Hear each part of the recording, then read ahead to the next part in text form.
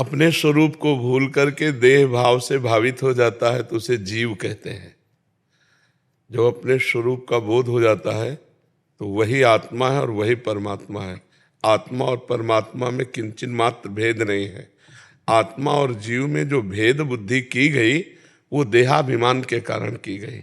वो अपने स्वरूप को, निर्विकार स्वरूप को, अविनाशी स्वरूप को, अजन्मा स्वरूप को भूल करके विकारी, विनाशी और जन्मने मरने वाले देह और अंतःकरण में तदात्म भाव को प्राप्त होने के कारण उसे जीव कहा गया।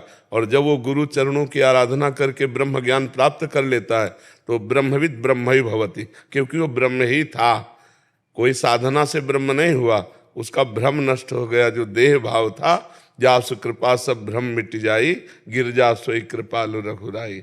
जीव अपने सहज स्वरूप को जब प्राप्त होता है तो ब्रह्म स्वरूप ही होता है, परमात्म स्वरूप ही होता है, आत्म स्वरूप ही होता है। जीव संज्ञा देहाभिमान के कारण उसको दी गई, नहीं वो निर्मल चिदानंद घन आत्मा ही है। समझ पा रहे आप? समझ पा रहे आप? आपको भजन करोगे तब समझ पाओगे। अभी देह भाव में स्थित हो तो कैसे आत्म स्वरूप को समझ पाओगे? जो आत्मा है वही अखंड परमात्मा है, जो परमात्मा है वही आत्म स्वरूप में है। जो जीवात्मा है वो भ्रम के कारण देह भाव को प्राप्त होने से जीवात्मा कहा गया, नहीं तो परमात्मा ही है, दूसरा कोई नहीं है। भगवान अर्जुन जी को कह रहे, मत्ता परतरम नान्यत किंचिदस्ति धनंजय। हे धनंजय, मेरे सिवा कुछ और नहीं है। उपनिषद कह रहे, सर्वम खलमिदम ब्रह्मणे नानास्ति किंचन। सब कुछ ब्रह्म है, ब्रह्म के सिवा किंचन मात्र कुछ नहीं है। ईशावास्यमिदम सर्वम यत् किंच जगत्याम जगत। इस जगत में एक एक कण केवल ईश्वर ही है, ईश्वर के सिवा और कुछ नहीं।